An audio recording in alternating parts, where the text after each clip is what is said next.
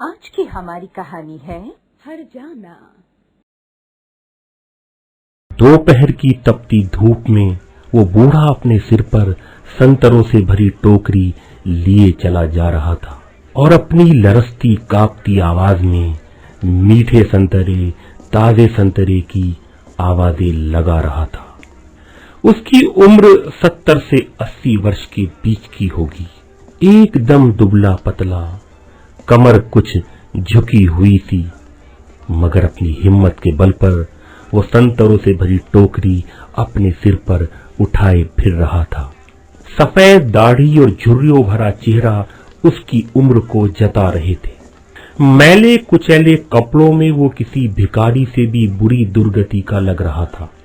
अचानक उसकी लरसती कांपती आवाज सामने से आते हुए तह बाजारी के ठेकेदार को देखकर खामोश हो गई।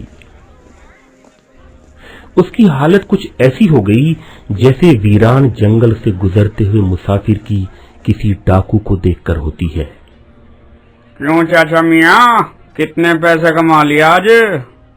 मुस्कुराते हुए ठेकेदार ने बूढ़े से पूछा और अपना रेजगारी और रुपयों से भरा थैला जो कमर पर लटका रखा था उतार कर हाथ में ले लिया। आज तो कुछ काम ही नहीं हुआ। आज पैसे मत लो, वैसे भी सुबह से बहुत कम बिक्री हुई है बेटा। चाचा मियाँ, हमने 25 लाख का ठेका लिया है। अगर ऐसे ही छूट करने लगे ना तो पाल लिया हमने अपने बच्चे। लाओ 5 रुपए निकालो जल्दी। बूढ़े को मालूम था कि रुपए तो देने ही पड़ेंगे। उसने 5 रुपए निकालकर ठेकेदार के हाथ पर रख दिए और आगे बढ़ गया। वो सोचने लगा। सोचना क्या, हल्की हल्की आवाज में बड़बड़ाने लगा। आज वैसे ही कुल 30 रुपए के संतरे बिके हैं और 3:30 बज गए। कम बखत खाना तक नहीं खाया, 10 रुपए भी नहीं कमाए और 5 रुपए तह बाजारी में चले गए। बुढ़िया की दवा भी लानी है, वरना उसका कौन है इस दुनिया में मेरे सिवा। कहने को तो 2 बेटे की माँ है, लेकिन एक भी तो आकर खैरियत नहीं पूछता। एक हमने कितने अरमानों से दोनों को पाला था। बड़ा वाला शहर जाकर रिक्शा चलाने लगा, जो कमाता है शराब में उड़ा देता है। उसके बीवी बच्चे न जाने कैसे मेहनत मजदूरी करके अपना पेट पालते हैं। न ईद पर आते हैं न बकरा ईद पर।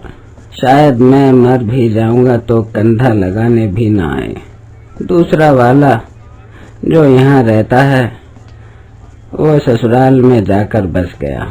हम मरे तो दुनिया दिखावे को कंधा लगाने भले ही आ जाए, घर में फाका तक पड़ जाए तो किसी को परवाह नहीं है।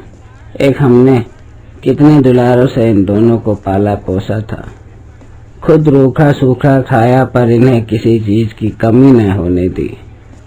किसी ने सही कहा है कि माँ बाप 10 औलादें पाल सकते हैं, मगर 10 औलाद मिलकर भी एक माँ बाप को नहीं पाल सकते। जिस दिन मेरी आंखें मिच गईं, पता नहीं मेरी बुढ़िया का क्या होगा। आज जल्दी से घर पहुंचकर उसकी दवा लाता हूँ।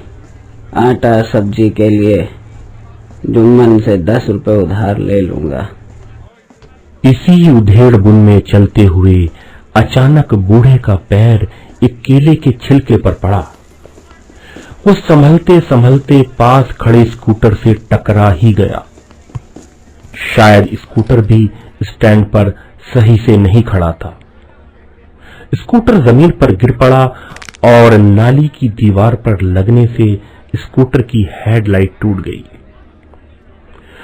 बूढ़े की टोकरी में भरे संतरे भी बिखर गए, जिसमें से काफी संतरे नाली में भी चले गए। बूढ़े ने जल्दी जल्दी से सड़क पर गिरे संतरों को समेटना शुरू किया और नाली में गिरे संतरों को वो कुछ इस तरह देख रहा था जैसे कोई गरीब बाढ़ में बहते हुए अपने घर को देखता है। अबे तेरी आंखें फूट गई थी क्या? अचानक एक तेज आवाज ने बूढ़े को चौंका दिया। दुकान नुमा क्लिनिक से एक डॉक्टर बाहर निकला।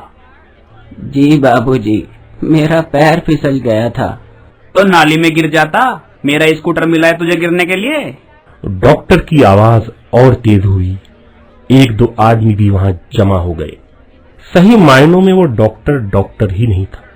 गांव और कस्बों में इस तरह के डॉक्टर बहुत होते हैं जो कंपाउंडरी करने के बाद सीधे अपना क्लिनिक खोल लेते हैं। उन्हीं में से एक ये भी था।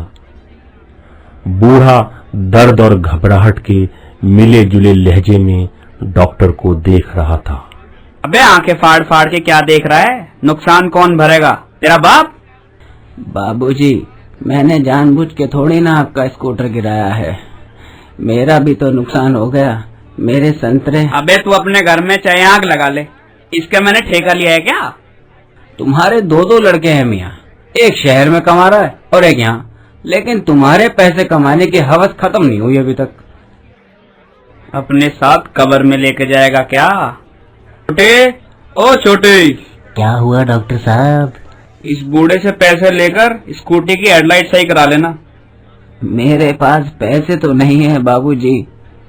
बूढ़े ने डॉक्टर की तरफ देखकर ऐसे कहा जैसे कोई मुजरिम किसी जज से रिहाई की इल्तिजा कर रहा हो।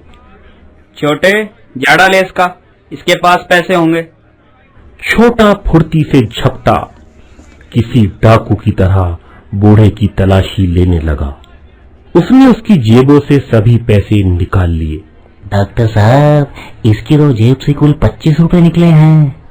हंसते हुए कंपाउंडर बोला, जो कंपाउंडर क्या एक मरीज दिखाई देता था।